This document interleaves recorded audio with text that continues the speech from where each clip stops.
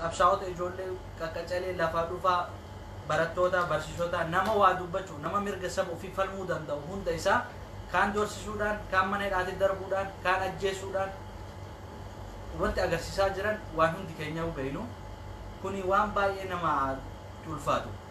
Fakkeenya godina Baalee kana keessa yoo dubbatame sun si qaanessaa maaliin akka bulaa jirtuyyuu gaafii ta'a. Biyyi tuni Itoophiyaa ma keessa jirti Oromiyaa ma jala jirti bulaa jirti godinni kun jechuu si dandeessisa. Fakkeenya godina Baalee kana keessa aanota hunda keessa yoo deemte dhagaan bu'uuraa akka dhabame jiru. Dhagaa bu'uuraa mana barnootaatiif kakaa'amu jira. Bishaan waa'ee dhugaatii bishaaniitiif mana barumsaa iddoo buufata fayyaa hundaaf kaayama. Dhagaan kun dhagaan bu'uuraa kun haaraa akka jarri kaayan osoo hin taane kaleessa abboonni jaraa wayyaanonni kaayanii jalatti as dabarsan jarrillee sanuma fudhatanii iddoo ittiin saamu haala ittiin mijeeffachuuf dhagaa bu'uuraa kaayanii dhagaan bu'uuraa isaan kaayan kun ammoo gubbarraa hanga gadiitti ittiin kaawamee deeme. Kaayame kun dhagaan bu'uuraa isaan kaayan kun waan agarsiisuu miti. Wanti kun kanaan sababaniitiin yoo gaafiin ummata gaafiin Oromoota achirratti kun maaf ta'amaa jedhamee ka gaafatamu taate namni sun yookaan ajjeefama yookaan mana hidhaatti darbatama. Fakkeenya kanarraa yoo fudhanne Abdii Baalee kan inni hidhameef yookaan dhimma dhuunfaatis miti. Dhimma sabaa maa gaafattaadha. Mirga saba keetii maa gaafattaadha. Abdii Baalee namni hin beekne jiru. Ani fakkeenya akka kootitti dhalataa biyya isaa ta'ee dhalataa biyya isaa keessaa ganda isaati. Kaleessa irraa iddoo barataa irraa kaasee hanga har'aatitti maal keessa akka jiru maal keessa akka dabre ni beeka jechuu barbaade. Kanarratti kaleessa abboonni warra har'a biltiginnaa jedhan kanaan jara guddisee asiin ga'ellee abdii dararaa ture. Waan abbaa irraa dhaale ilmillee ittiin dabre har'a dararaa jira. Kuni nuti uummanni kee Oromoodhaa wanti godhuu qabnu kan biyya keessas ta'ee kan biyya alaa jirru tokkummaadhaan cal'isnee ilaaluu osoo hin taane warri sagalee uummataa ta'anii aktivistoota ijoollee hedduutu warri kaleessa mirga dhala namaa falmaa turtan sagalee ta'aa turtan biyya keessatti qeerroonis cal'istanii waan kana laalaa warri jirtan ol ka'atii dubbadhaa cal'istanii irratti ilaaluu qabdanii carraa itti aanu walitti deebina. Tole guddaa galatoomii yaadolee hedduu nu kakkaasee yaada kana irra deebinee hedduu bal'ifnee haasa'uu ni dandeenya. Fakkeenyaaf wanti ammaan tana deemamaa jiru Oromiyaa keessatti gocha qaanessaa fi kan afaan namaa qabatamee nama hin dubbatamne jechuudha. Maaliif sabboontu Oromoo cabsuudhaaf namoota jajjaboo namoota uummataan deeman cabsu jiran. Fakkeenya fudhannee wanti haasaa jirruu fi qabatamaan namoota kanneen irraa haala jireenya isaanii kaleessa akkam turanii hadha hoo akkam turan waan jedhu irra haasa'uu barbaanne. Waan akkasuma gara Ozilitti dabra Ozil kanarratti yaadni ati qabduu fi akkasuma yaadni mataa keetiitiif qabduu fi Oromoon maal gochuu akka qabu wal lafa akka nukeetu barbaada. Galatoomaa isin jecha yaadni biraa yaadni qabu jiru kuni waan haarayaa miti uummata Oromootiif kun waan haarayaa miti. Kan uumaa asiin dura dabre uumaa tooftaa jijjiiratee dhufe malee tooftaa ittiin nama zarafanii tooftaa itti Oromoo ittiin miidhamtu jijjiiratee dhufe malee kun Oromoodhaaf waan haarayaa miti. Oromoon hidhamuun doorsifamuun waan gaarii nama dalage qabanii hidhuun kuni waan haarayaa miti. So amma maal gochuu qabnaadha kan jedhamu wanti kan itti deemuu qabnu Oromoon maal gochuu qabnaadha. Wanti guddaan amma targeetiin ta'uu qabu maal gochuu qabaadha Oromoon. Amma dhimma qabsaa'aa jirra akka Oromoo tokkootitti akka asiin dura waggoota 5 darban dhimma qabsaa'aa jirra baanee hiriiranii baanaa sagalee kennan dhageessifnaa ni baana ni deebiin. Galmi keenya kana qofamoo akkamiidha wanti guddaan amma yaadama isin jettan irratti wanti an gaafii hayyoota keenyaa fi gaafii warroota paartii siyaasaatiif gaafachuu barbaadu wanti guddaan jechuudha. Inti dhaabuu fi barbaadu. Ni qabsoofna amma akka nama tokkootitti dhimma qabsaa'aa jirra hoogganaadhaan deemuu qabna. Hoogganni keenya nama Oromoo mataa qabee jiru amma akka dhaabota hin jira dhaabonni gara 3-4 hin qabna dhaabota Oromoo martuu Oromoodhaaf dhaabbata jedhanii erga dhaabatanii dhaabota ni qabu. Galmi keenya eessamee maaliif qabsaa'aa jirraa nuti maaliif wanti nu qabsaa'aa jirruuf maali? Wanti guddaan nu qabsaa'aa jirruuf bilisummaa kun eenyu irratti walii ganna wanti guddaan Oromoon qabsaa'aa jiru waan nuti irratti qabeenya ofirratti abbaa ta'anii waan keenya irra jiraachuudha. Waan keenya irra jiraachuu haala kamiin qabsoofne yoo haala kamiin itti deemne waan keenya irra abbaa ta'uu dandeenya. Gadi baanee dhagaa kanatti hin guurra amma akka adeemaa jiru kanatti tooftama qabsoo bara dabreetu ta'amaa jirutu ammas ta'amaa jira. Wanti kun ammallee ajjeechama abdu'aan nu saaxilaa jira malee. Haalli kun akkamitti jijjiiramee mee jijjiirraa tooftaalee san jijjiirreetiin namoo tooftaa baroota darbanii irraa muuxannoo wanti fudhanne jira wanti amma garamitti akkamitti jijjiiramne akkamitti deema. Kanuma jechuu si barbaada beektaa amma fakkeenyaaf bara deengaddaa maal akka keessaa dabraa turre ni beekna. wanni sun hamma tokko jijjiirama nu fidee jira qabsoo oromootis wantoota gaarii wantoota hedduu jijjiirama jira orompidoo keessais namoota muraasa gara qabsoo kanatti makee jira amma garuu tooftaa qabsoo bara duraas irraa muuxannoo fudhannee bara kana tooftaa biraatiin qabsaa'uu qabnaadha yaadni kiyya jechuudha maaliif amma akkaataa wanti guddaan taargeetti gochuu qaban bara eeggadda uummanni harka duwwaa qabsaa'aa ture eenyu kun dhibbatti garee kamuu deeggarsa garee kamuutiin uummanni ofiisaatii qabsaa'ee harka qullaa gabbee qabsaa'ee waan biyya kana keessa hamma tokko jijjiirama fide jijjiiramni kun oromoo miidhaa jira malee ammas oromoo fayyadaan jiru oromoo miidhaa jira oromoon hanga ammaa ajjeefamaa jira du'aa jira wanti akka wanti duraarraa wanti jijjiirame takka hin jiru dokumentarii amma deengada dalageen bilteeganaan dalageen dokumentarii miidiyaa abishaarratti gadhiifame jechuudha akka waan opiidiyoon wayyaanee waan gaarii waan badaa dur dalagee opiidiyoon amma warra amma bilteeganaa paartii jira waan gaarii dalaganii dhiyeessan dokumentarii sadi garuu oromoon ammas har'as ajjeefamaa jira qabsoo kan akkamii goolamuu danda'amaadha wanti guddaan qabsoo kan akkamii goolamuu danda'amaadha qabsoonni godhamaa goolabbii argamaa jiru amma gara dhaabota paartii siyaasaatti illee deemne dhaabonni paartii siyaasaa oromoo hundi isaaniitu hin jirraa jedhan amma gabbaaniin dubbatanii arras yoo ta'e jawaaris dhufeetiin haasaa waa oromoof ta'u irratti haasaa nu hundi dhageeffannaa laayik sheer warroota miidiyaa hundi waliin dabarsine waliin hin jenna martuu haasaa sana irratti hargeetti godhanii garaa keenya qubsinee gagammannee keessaan deemne garuu borumtaa guyyaa lamatti uummanni ajjeefama hin du'a ammas dhaabni tokko paartii siyaasaa tokko dhufee yaada isaan kennu yaada yoo kennu marti yaada isaan jaalannee raadii gagamman borumtaa lamatti uummanni hayyoota ajjeesan kun haga yoomiti ta'aadha wanti gaafiin guddaan ta'e kun haga yoomiti ta'aadha namni ni du'a oromoon du'aa jira hanga ammas du'aa jira goolaban qabu dhumaan qabu kun hanga yoomiti ta'a dhumaan qabu hayyoonni kennu warra dhaabota paartii siyaasaa warroonni paartii siyaasaa irra jiran maali goolabbiin goone waan kanatti maali goolabbiin goone tokkoffaa tooftaa qabsoo jijjiiruu akkaataa oromoo itti qabsaa'u akka duraarraa akka dur abbootiin keenya jeneraalonni abbootiin keenya ka durii qabsaanii fi akka oromoon qeerroon qabsoofni badheen gaddaa garagara ulan maali warroonni badheen gaddaa duraanii abbootiin keenya tooftaa garagaraatiin biyyaa baqatanii sagalee handhossaadhaan tooftaa garagaraatiin qabsaan qeerroon immoo biyya keessa seeneetiin sagalee ofii dhageessiseetiin diina hadhaa godhe amma garuu ka ammaa kun ka amma qabsoon amma godhamu tooftaa jijjiiratee ta'uu qaba bifa kan baroota darbanii irraa ta'uu qaba jechuudha maaliif bifa hidhannootiin isaa ta'uu hayyoonni keenyas dhaabbileen siyaasaas tokko ta'anii bifa hidhannootiin osoo qabsoo kana tooftaatti jijjiiranii gara goolabbiitti ajjeechaan akka dhaabatu boo'u qofa osoo hin taane qabsoo kana gara goolabbiitti hayyoonni keenya waan kana irratti akka malii guddaa taasisanii jechuu barbaadamu. Tolee itti deebinaa waa'ee paartii siyaasaa paartileen siyaasaa Oromoo ka uummanni Oromoo yeroo ammaa fuuldura isaaniitti argaa jiranii ka abdiillee irraa qabanii hedduunis jiranii abdii kana yeroon abdannu yoo goolabbii kana galmaan gaanii yoo goolii qofa galchanii argamanii jechuu barbaadde. Yaa kanuma jechuu barbaadde.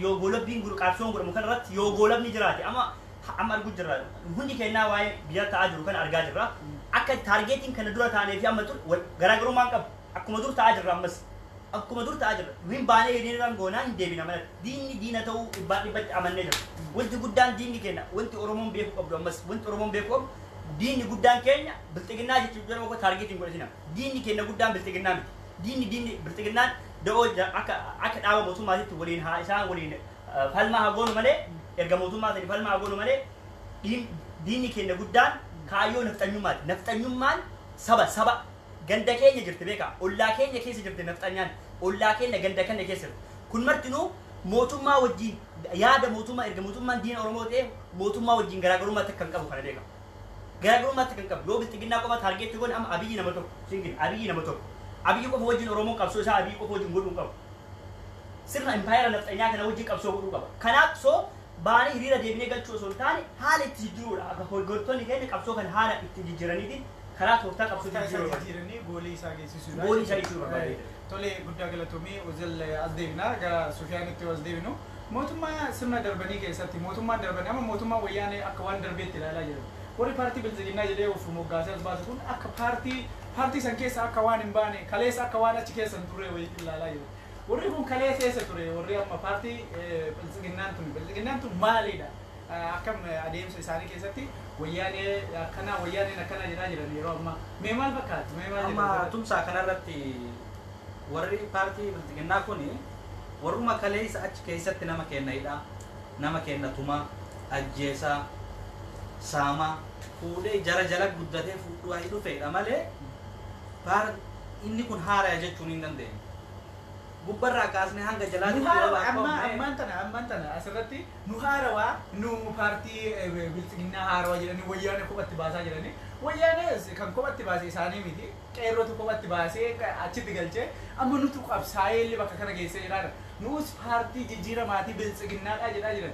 Warri kun akkamitti mee mootummaan tun eessarraa dhuftee yuumee jalqabuma eessaa dhuftee? Ani amma kanatti gama tokkoon haara jechuun hin danda'a akka kiyyatti. Eessaan haara wajarri nu bar achi keessa turte mee filannoo geggeessineerraa? Bakki isaan ittiin haaraya paartiin biltsiginnaa kuni akka ani ilaalutti dhaabbata nafxanyaati waan hin ta'eef haaraya jechuun hin danda'e. Dhaabbata nafxanyaa. Dhaabbata kun kaampaanii dhuunfaati jechuun hin danda'ama yookaan wanna paartii kana. Paartiin kun gaafa kana kaampaanii dhuunfaati. Kaampaanii yoo jenne paartii jennamu kaampaanii jennamee kanaaf. Isaan haa jedhanii isaan paartiidha jedhanii haa. Nuti akka kaampaanii dhuunfaati ilaalla. Akka kaampaanii dhuunfaati. Kaampaanii dhuunfaati ilaalla. Garuu warri har'a paartii kana hoogganaa jiru warri biyya bulchaa jiru kuni kaleessa eessa jiran? Kaleessa waan si ajaa'ibu ol guddate warri kun warra kaleessa caasaa gadaanu keessa jiruttu gara ol sadarkaa isaanii dabala. Warri dheengadda kaleessa Oromoo fixaa fakkeenya tokko sii kaasuu danda'a. Waa'ee hidhamuu dararamuu bara 2016 keessatti nama hidhamee dararamaa ture keessaa tokko. Abiyyi eessa jira yeroo sana? Yeroo sani yeroo tokko yeroo xollaa nu bira deemtanis jiranii yeroo san namni bakka xollaa isan dhufee achi keessa isin dubbise jira nama Oromoo kana keessa jira amma hoo eessa jira kana beektaa? Kana nam Oromoo ta'ee kan nu dubbisee jira jeneraalota hanga 2-3 ni yaadadha deebee Lammaa Magarsaallee yeroo sanitti mootummaa naannoo Oromiyaati inni illee akka isaatti nu dubbisee ture Hayilamaariyaam Dassaalany wajjin guyyaa tokko isaanis nu dubbisanii ture. Isaan hadhallee akka Lammaa Magarsaatitti ani Oromoon hin jaalata Lammaa abdiis irraa qaba. Ani akka dhuunfaa kootiitti garuu homaa keessa kiyya gammachuun qabu. Lammaa uummanni jaalatu san Lammaa Oromoon miliyoonni hanganaa jaalate abdii irraa qabu kana abdii irraa hin qabu. Maaliif jedhe kaleessa yeroo hidhamnu yeroo namni keenya dhufu yeroo irreecha irratti guyyaa tokkotti nama meeqa dhabne san eenyutu jira isumatu jira. Jijjiirama argamsiise jennee jijjiirama kanatti gammannee dhufne jijjiirama kana gammachuudhaan duuka deemnee dhufne itti gammannees turre. Jijjiirama gammachiise kana keessatti Lammaan keessa hin jiru Lammaan ammallee Oromoo wajjin jira jennee yaadus hin dandeenye. Oromoo wajjin jira yoo ta'e bakka amma jiru kana as bahee Oromoo wajjin dalagu. Oromoo yoo guddate numa du'a nima hidhama tanniin lamaan ala wanni godhamu jira. Paartii bilchiginnaa keessa hin jiru taanaani as bahee uummata makamuudha Lammaan. Aangoo tana gadhiisuu miti aangoo keessaa isaan ari'an paartii keessan keessa hin jiru jedhe aangoo keessaa ari'an uummatatti isa galchan saba isaatiif gale. Mee waan Doktor kabajaa obbo Lammaa Magarsaa itti deebina. Ammaan tana amma targettiidhaan uummata keenya kan fixaa jiru kuni paartii warra kaampaanii nafxanyaa irraa ijaaratanii dhufanii paartii bilchiginnaati ofiin jedhanii paartiidha uummata bulchina jedhanii as bayan. Fakkeenyaaf namoota jajallaan jiran namoota gurguddaa yookaan aangoon isaanii kenname itti fayyadamuu wallaalaaf gabbayanii nama arrabsuun gabbayanii feesbuuka isaanii irra waa barreessuun gabbayanii miidiyaa ijaaratanii miidiyaa kophaa isaanii ijaaratanii nama arrabsuun jiran. Amma namni kun uummataaf dalagaara jennamu warruma kaampaanii saniif dalagaara jiru. Kun amma warri akkasii kunneen ofiif dalagaa. Ofii mataa kaampaanichaa. Kaampaanichaaf dalagaa jira. Kaampaanicharraa ni mindaa'ee dalagaa jira. Mindaasaa. Warri miidiyaa mindaa kaampaaniitiin kaampaanii jala dalagaa jira. Maaliif warri miidiyaa banatee as bahee iyyuu kunillee waa tokko jira ammoo. Warra kana keessa ammoo warra paartii kana faayidaa naa qaba jedhee itti amanee deeggarullee keessa jiraachuun malu. Paartiin kun na fayyada. Paartiin kun paartii karaa sirrii deemaa jiru jedhee paartii bilchiginnaa kama kaampaanii dhuunfaa kanatti amanee ka deeggarullee jira ofitti amanee jecha. Ammootiyyuu kanuma laalee nama itti amane san laalee ka itti amanullee jira. Ka bu'aa ofii laalee itti amanullee jira paartii kanatti. Bakka sadii qabata. Fakkeenya akka aktiivistii ta'anii warri gadi bu'ee har'a dubbatu yoo waan isaan haasaan dhageeffattu namni kun eessa haasayaa jira biyya kamirra haasayaa jira jedhee gaafii sittaasa. Gaaf kana maal laalee haasayaa jettee fudhatta faayidaa ofii laalee haasayaa jira.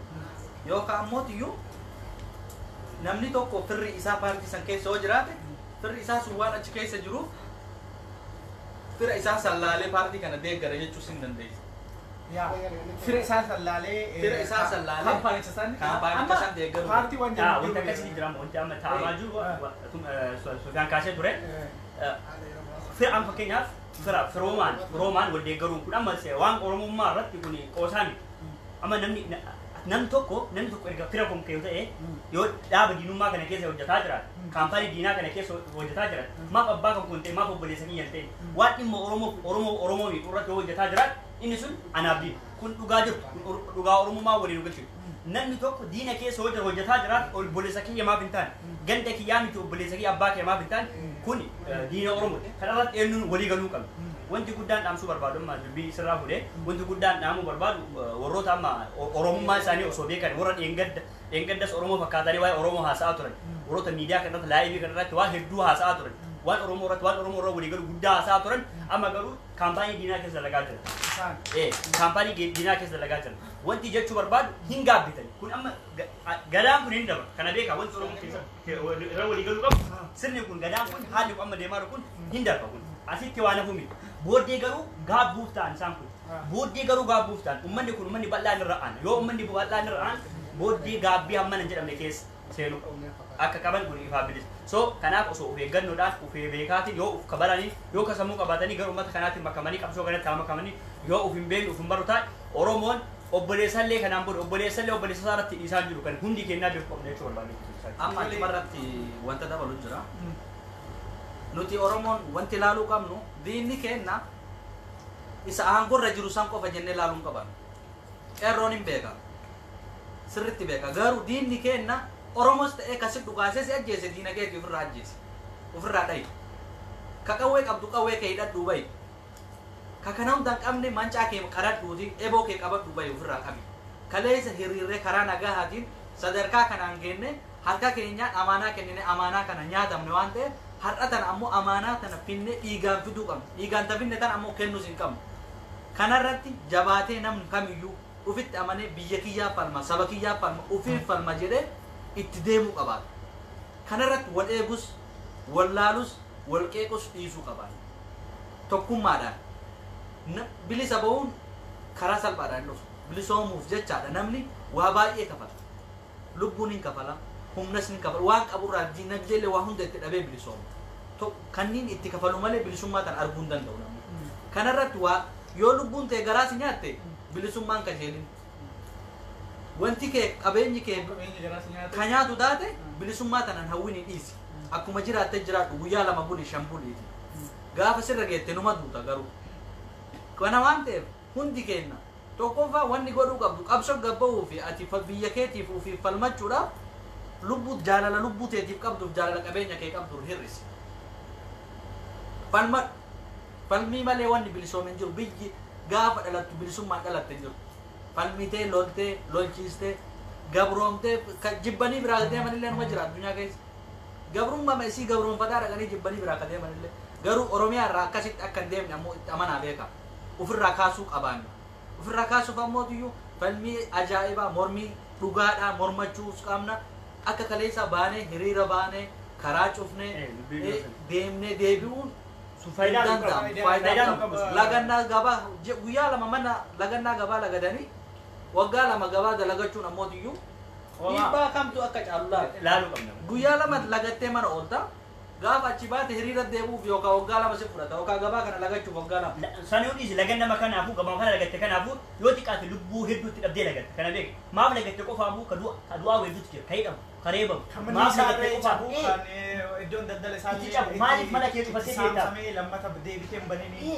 waan akkanaa keessa jira maaf mana kee cufattee teetta kareebamu ka ajjeesamu kan hedduutti jira isuma jira kama darbe ammas wantuma kaasii jira amma asirratti yaaddolee isin kaaftan kana keessatti yaada tokko jedhuu barbaada yaadni tokko wanteen jedhuu barbaadu maal inni yoo mana cufannees yoo caddamneef nu uduun yoo baanes nu uduun garuu baanee falmannee falmii san bakkaan ga'uudhaa fi andu atitti haftee inni itti hafee kan tokko namni tokko nu keessaa hafee bilisoomee biyya san bilisoomsee gabrummaa isaa irraa baasee jiraachisuu danda'uu qaba.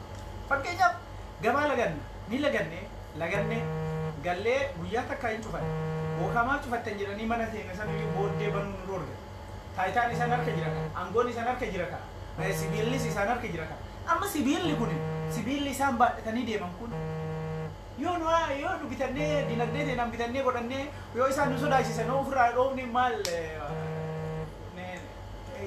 isaaniifis waan uumaadhaan kenneefi uumaadhaan kennineefi uumaa wanti namni kenneef jira sibiila kanaan uummata kana ajjeesaa jedhanii ka uumaadhaan kenneef jira hin jiru sibiila isaan badhatanii deemanii uummata Oromootiin nuun ajjeesan sani nuus bitannee hogguu isaan nu dhayame nu ofirraa dha'u diina falmachuun kadhachuudhaan diina yoo falmatan kadhaan miti ka falmatan wareega baasuudha akkuma isin jettan diinagdee baasuudha lubbuu ofii wareeguudha diinagdee ofii wareeguudha beekumsa ofii wareeguudha hayyoonni keenya hedduu warri beekumsaa ofii wareeganis jiran warri lubbuu ofii wareeganis jiran akkasuma warri qabeenyaaf isaanii wareeganis jiran dhaloonni ammaa kunoo lubbuu wareeguudhaaf qophiidha waan kanarratti tuqaama dubbiin teete maal si fakkaata amma akkuma jette dhaloonni dura waan baay'ee wareege amma anama akka yaadi dhaloota ammaa kanarra qabsoo dhaloota duraatu dura bayeesse jedhee yaadaan amma maaliif diinni ammaallee professional diinni ammaa kanallee akka diina duraa sanii miti qajeeles qabu abshaalaa dhufaa jira siyaasaan sidhaa diinni ammaa kun diinni duraa qajeela sidhaa waan ta'eef uummanni dubbisuunillee qajeela ofirraa dhahee deebisa amma nu akka nama akka saba tokkootitti karaa nagaatiin qabsoofnee jira karaa nagaatiin karaa lolaatiin qabsoofnee jira kun immoo dhifa galaa wayita karaa dhugaatiin karaa lolaatiin qabsoofnu Oromoon tokkummaan qabu wayita sanii wayita karaa akka diinni nu lolan nullee ofirraa dhoofnee abbootiin danooraa dhoofsanii Oromoo hojii sanii tokkummaan qabu tokkummaa waan irra jirreef kutaa camee gandatti gurraa qabsaa ture akka hunduu akka naannoo isaaniiti gurraa qabsaa ture naannoo ofirra diina deebisaa turan wayita sanitti qabsoo kutaan jirtu kana walitti deebisuudhaafis wantoota hedduu ta'anii jira garuu ittiin milkoomne amma dhaloota mukkubee jenereeshinii kana keessatti karaa nagaatiin qabsoofne dimokiraasii biyyoota addunyaarraa fudhatamne haala hiriirallee karaa nagaatiin gaafilee karaa nagaatiin qabsoofne kuni bu'aa nagarre ammas miidhatu nurra jira karaa nagaatis qabsoofne karaa bu'aan arganne miidhatu nurra jira soo amma tokkummaa amma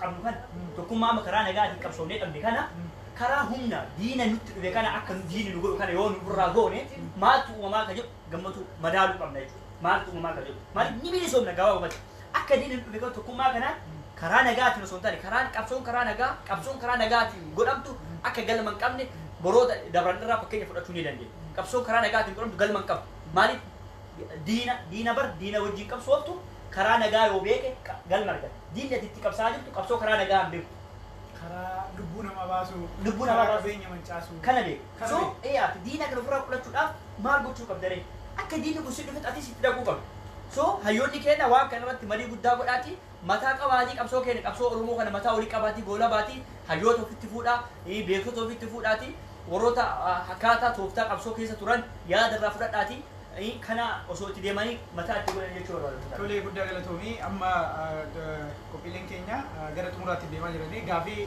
tokko isin gaafadha.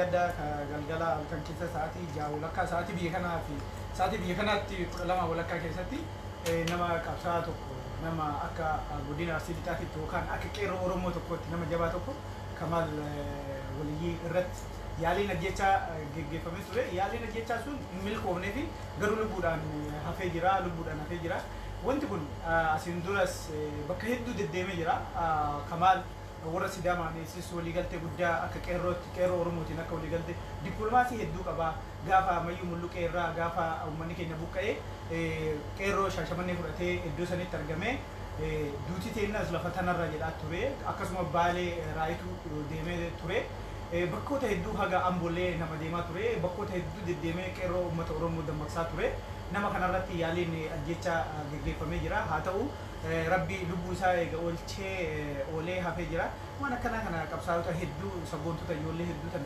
keessaa adamsuun mee gamanumaa gamasi yaada kana akkamiin ilaaltamee haaluma gabaabaadhaan akkamiin fudhatamee yaalii ajjechaa Kamaal irra geggeeffamedha.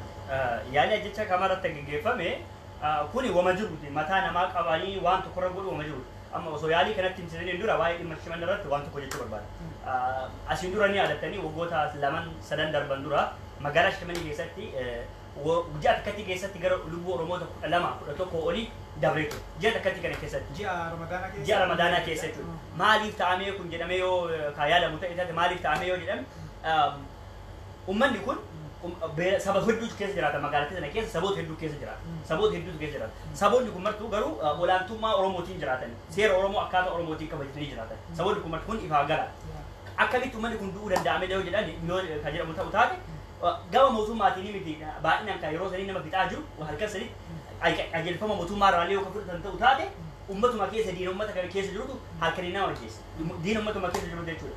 Ni yaadadha abbaa fi ilma ramadaanaaf wayita taraawii salaatu gadi ba'anitti abbaa fi ilma ta'anii wayita gadi ba'an ilma biraa ajjeesan. Abbaa biraa jechuudha salaataaf deeman ilma biraa ajjeesan. Waan hedduutti amaa jiru halkan wayita deeman feeroodhaan isaan jedhamutu gara garaatiin waraananii ajjeesan. Amma wayita dhufa namichi kun akka mootummaatitti miti ka dhufu akka duriyyee ta'e dhufu. Amma namicha Kamaalee Rabbii barga isa baase qorqorroo isaa darbatanii osoo isa ajjeesuudhaaf jechuudha. Mana isaa irratti qorqorroo dhakaan darbatan. Wayita inni maal jedhee gadi ba'utti rasaasaan asirra rukutan. Wayita asirra rukutan jalaa miliqee harka irra dhaame taan luka isaa sarbaa qara rukutan. Wanti dhufanii taargeetiin guddaan isa ajjeesuudhaaf garuu hin milkoofu.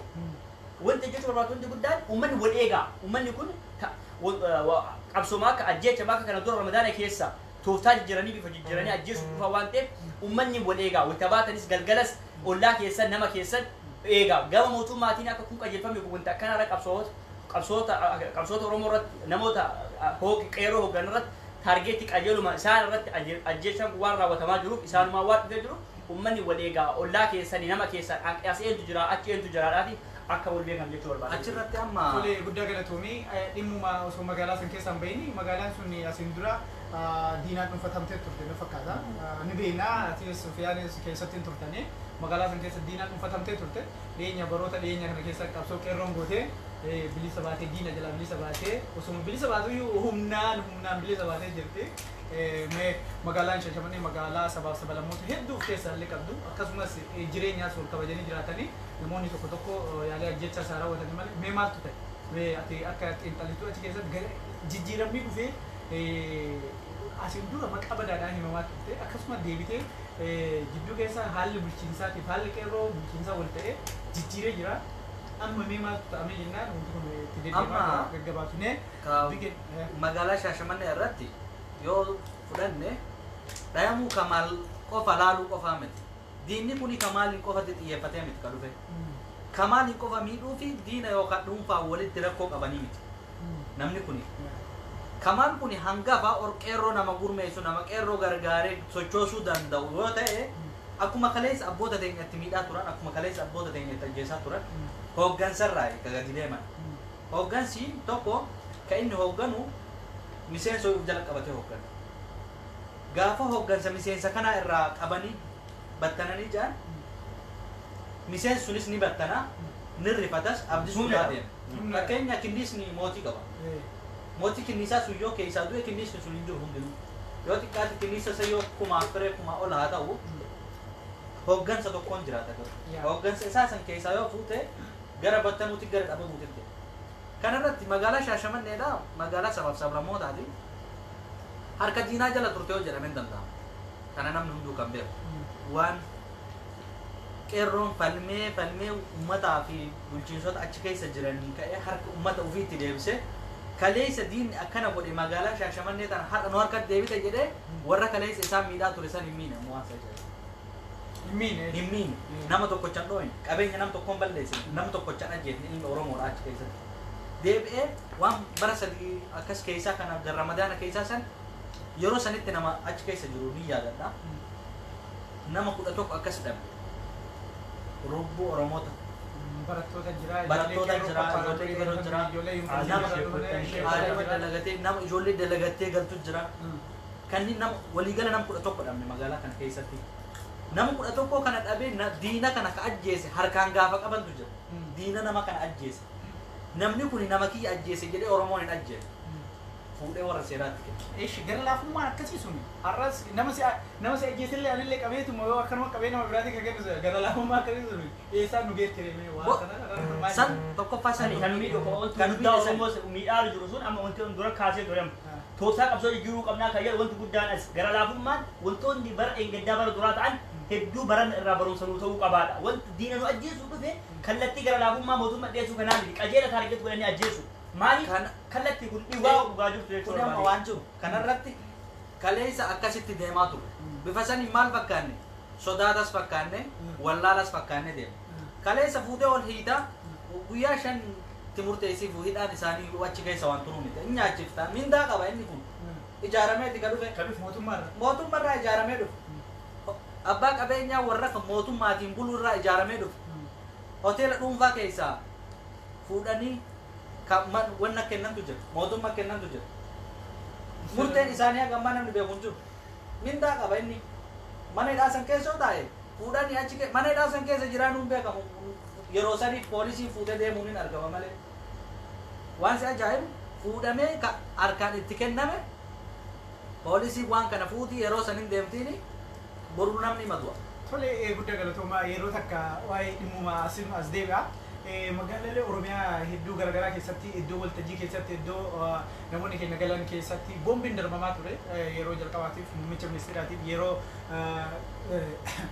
yookiin masqala addabaabaayii magaalaa Finfinnee iddoo wal maraa irratti bayan irraa boombiin darbamaa ture achi Oromiyaa guutuu ol gahaa ture gaafa tokko ta'eetiin gaafa Shaashamannee irratti boombiin darbamuudhaaf yaalame irra gaafa san qabanii uummata nama boombii darbatuudhaaf deemu san qabanii tarkaanfii laalessaa irra fudhatan irraa as boombiin bakka tokko darbamee beeka hagam quba qabdu ani quba qabu waa ta'e anis akka kootitti namaan dhagee quba qabdu amma kanumaafuu tarkaanfii laalessaani nama ajjeesarra tarkaanfii laalessaa yoo fudhatani namni deebi'ee nama ajjeesu lubbuufiitiif garaasi nyaatti lubbuun ta'e kakaleessa darbatee boombii darbatu sun ka ijaaree erge mootummaadha waan ta'eef atallee qabdeetu kakabullee waan si ajaa'ibu mootummaa qabaayyu bara qabuufillee jala dhaabata poolisiin isa qabullee itti dhiyaatee dhaabata inni darbata hoggaa inni darbatee waa balleesse ummata dursee namni qabullee mootummaadha qabee seeratti dhiyeessa inni kun seeratti dhiyaata yookaan magaalaa Shaashamannee irra waan akkasii hojii jiraate ka dalagee jiraate guyyaa 5 ol fuudhanii hin seensanii waajjira poolisaa san booda yookaan magaalaa biraa irra bakka jijjiiran kanaaf nuti amma wanni godhuu qabnu Oromoonni diina si ajjeesuuf dhufe Oromoos haa ta'u saba biraas haa ta'u sabaan addan baasin diinni si ajjeesuuf dhufe diina keeti diinummaa beeknee diinummatti beeknee ofirraa dhayi ofirraa ajjeesi kanarratti dhaamsa ammootiyyuu dhaamsa gaggabaamsinee paartilee siyaasaa Oromootaati fi paartilee siyaasaa biltiginnaa paartii amma ka biltiginnaa kanaaf ummata Oromoodha paartiidhaa miti amma sanii dhaamsa godhuudhaaf kaampaanii masanuu kaampaaniin sun kaampaanii abbaa dhuunfaa waan ta'eef abbaa dhuunfaa akka barbaadee ajajuu danda'a amma bakka kana si dhoorguu danda'a ila bakka kanatti tokko kaampaanii kana akka fed barbaadee ajajuu danda'a kaampaanii kana keessa Oromoo jira Oromoo dhaqqabi jennaan Oromoo masanuu amma kana bizinas ni kara kan dhaqqabiyyeen jedhuuna nama fakkeenyaaf irratti maaliif hin jenneen beekani kaampaanii abbaa dhuunfaa hooggan kaampaanii gubbaa irraa gadi hooggan ufittum wannaan qabu ha confidence hin qabu nama confidence hin qabneen kaampaanii dhuunfaa nama dalagu nama qacaramee mallaqaan dalagu ummataaf dalagaan jiru inni akkamiin waan ummataatti haasaa jirra amma nu waan ummata haasaa jirra waan kaampaanii dhuunfaatiin miti biltsiginnaa eega kaampaanii dhuunfaa jenne kaampaanii dhuunfaatti qabachuudha ila kaampaanii dhuunfaatti hin qabanne kaampaanii dhuunfaa ta'e ummata irratti duulaa jira meeshaa qabatee ummata irratti dhukaasaa jira warri kaampaanii dhuunfaa keessaa baatanii ummata keenya dhukaasanii nurraa ta'a jennaan nurraa ta'a miti as deebi ammallee fagoon jirtu dhukaasa gara ummata keetii ay gargalchite kana achi gargalchi diina ka ajjeesu kaan laali diinatti tokko si laali diina sibiiliin ajjeesaa ni jiran ajjeesu haa yaalu itti fakkaachuu danda'a akka ajjeesu ammoo malee ni ajjeesa meeshaa gara Oromootti tokkoftu san diina si ergu san ittillee tokko si laali bishaan bayaa fi ibidda bayaatti deebisi laali ammoo duuti akka jirtullee ima beeki boru ammoo tuyyuu dubbiin tun akka har'aa kanatti hin taanu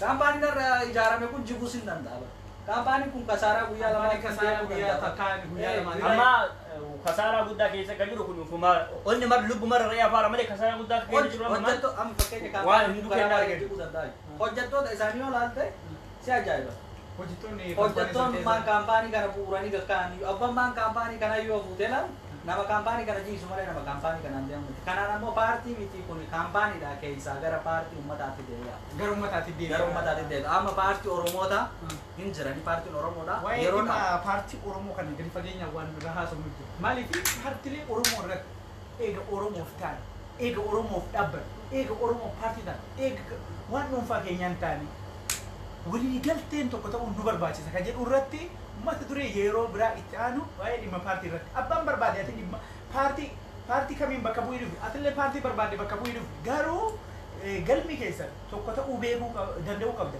sababa Oromoon bu'aa jiru Oromoon dhumaa jiru kana keessatti paartiin Oromoo garaagarummaa qaba jechuun sheen wallahi baay'ee nama qaanessaa baay'ee tokko nama tuffachiisa warra gurguddaa keessa kabajinus kabaja urgaa jirra paartiin Oromoo akka bakka tokkotti deemu jedha asirrumaan har'a qophiilee hadda qopheessine irratti galatoomaa isiniin jenna hordoftoota keenya qophiin kun qophii yaadaati yaada firii ta'anii yaaduu fi ibsachuudha namni nama arrabsuus namnis nama qeequus abbaan barbaade dhufee yaaduu fi kennachuu ni danda'a yaada bilisaa ibsanna nu akka Oromoo tokkotti falmiin keenyas tokko nu waliin miidhamne waliin ajjeefamne waliin tumamne galmas bilisummaanis walumaan isiniin jedha guddaa ulfaadhaa asirratti argamtanii yaada keessan uummata keessaniin ga'uudhaa fi akkasuma yeroo biraa kan walitti deebi'u ta'a fayyaana ta'a nagaa isiniin jenna.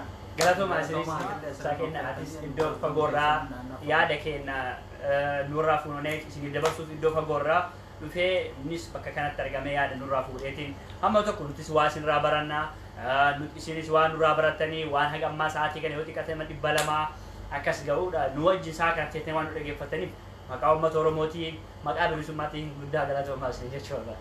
Galatoomaa hundi keessanuu atillee tumsaan asirra nu affeeru gadi gadduu galatoomii yeroo biraa walitti deebinaa nagaan